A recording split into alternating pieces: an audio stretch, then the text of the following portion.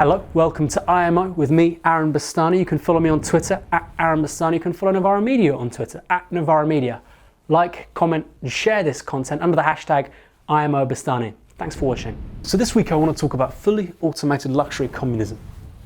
It's clear in the last 6 years that the economic system we live under isn't doing particularly well. As I spoke about the show before last, we know that all the growth since 2010 really in the United States and the United Kingdom is a consequence of quantitative easing, and that with the end of quantitative easing, it's unclear where further growth is going to come from. We also know, besides that we are seeing a declining living standards. If you're in the UK, take-home pay for the average household has declined by about 8% since 2010. If you're in your 20s, your wages in terms of what they can buy have fallen on an hourly basis of 12%. Now those numbers might seem kind of flaky, but airy-fairy. They have no historical precedent in modern history. They have never happened before. They've not happened. Simple as that. That's before you talk about things like underemployment, unemployment. Again, continent of Europe really badly affected, but underemployment in the UK, very bad. People talk about job creation in the UK. 1 million jobs have been created since 2010 amongst the self-employed. That's the biggest group in terms of job creation in the UK. But they've also seen their wages fall the largest. Since 2006, the self-employed as a group have seen their wages fall by 20%. So even though we haven't got the unemployment rates of somewhere like Spain or Greece, the declines in wages we're seeing in the UK more than make up for that in terms of what's really unfolding since the crisis. The same is true for Germany. Alongside falling pay, declining living standards, rampant inflation for really important things, energy, food, transport.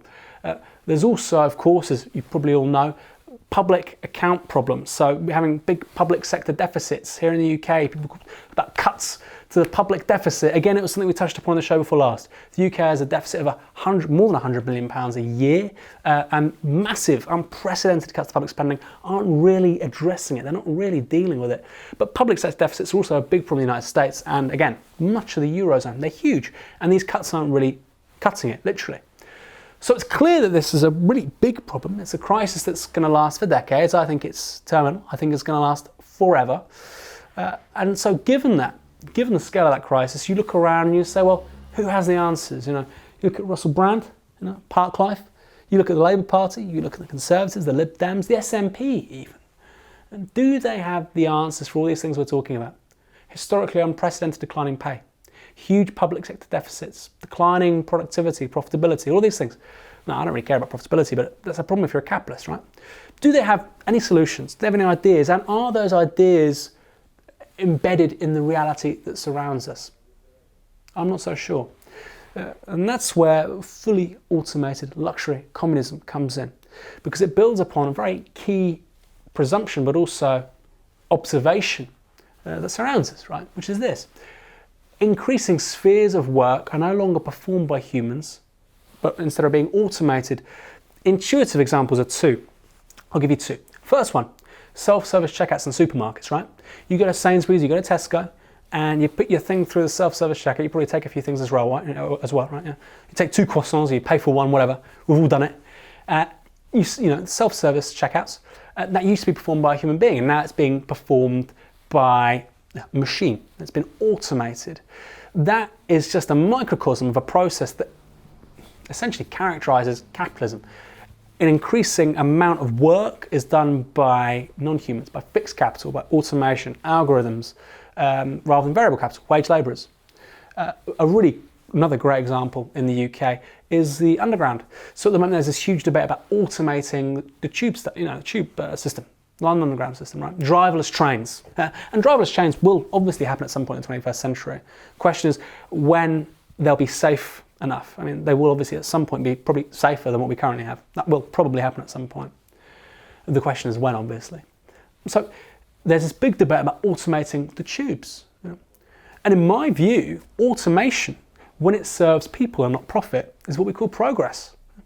The problem is, under capitalism, it's not about serving people, it's about serving profit. It's about increasing profitability. It's about cutting costs. It's not about cutting the hours worked by people, increasing people's leisure time, and that's what it should be about, right? So if you automate the tube, it shouldn't be about making thousands of people redundant. It should instead be about saying you get the same amount of pay, but you now work a 10 or 12-hour week. And those are trends throughout the economy. And in the next several decades, there's a bunch of studies out there which say, look, we basically aren't going to have enough jobs. Everything's being automated. You've got algorithms making trades on stock exchanges, and then you've got algorithms writing about these algorithms making trades in Forbes magazine. Algorithms writing about algorithms. And that's just the beginning. So when we talk about drones, automated distribution, driverless cars, automated agriculture, and so on and so forth, the question is, how many jobs are there going to be? Because these are two things that every politician, journalist, regime lackey wants to talk about. Two things I want to talk about. They say automation changes everything. Yes, it does. It does. Automation changes everything. We've got to create jobs. Right? And actually, these are two competing realities. The point is that automation eliminates jobs from the production process, and you want to create jobs is problematic because why? If something automated is doing something that a human was previously doing, why would you want to automate that? That seems ridiculous. It seems bizarre. It's like saying job creation. Let's smash up all the tractors and get people out to cut the fields themselves. This is nonsensical. Who'd want to do that? So the kind of imperative behind fully automated luxury communism is this. You recognize the reality of capitalism and you say, well, look, this actually creates the possibility for massively reduced work, a post-work society, if you will. So it's quite clear to me that if you look at the trends, this decade, the next decade, there's no reason why we couldn't have a 10, 12, 15-hour working week. And that could be expedited either through a massively increased minimum wage, guaranteed social wage, maximum working week, maybe a combination of all three.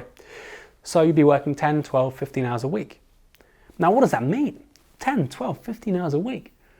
A lot of people out there will say, well, that would just be terrible, be awful. People would just be sitting on their asses doing nothing. Oh, maybe they would, I don't know. I don't think most people would actually. I think most people would see their humanity, their creativity unleashed. I mean, imagine, you work a 12-hour week, and what do you do the rest of your time? You don't just have one career, one vocation, one language, one life. You have, half a dozen. You could retrain as a mechanical engineer, as a neuroscientist, as a chef, as a carpenter, as a painter and decorator, as a personal trainer, as a car mechanic, as an astrophysicist.